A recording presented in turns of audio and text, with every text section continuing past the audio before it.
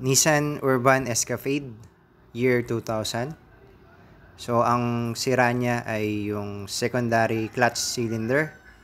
Kung mapapansin niyo, original po yung nakalagay. Pero napasukan kasi ito ng tubig kaya kinalawang yung loob.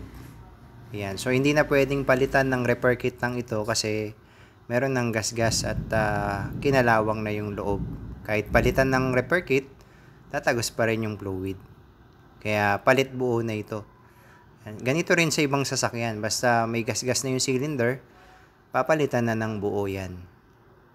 Yan. So, dito sa sasakyan, nailagay ko na yung replacement.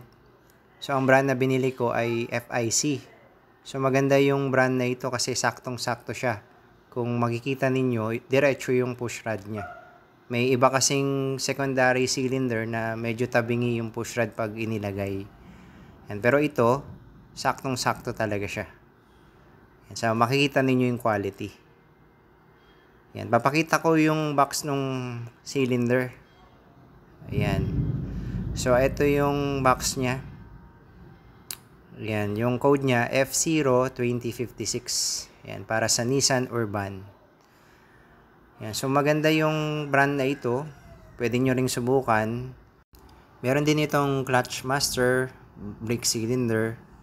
Yan. So, pwede nyo i-try yung brand na ito.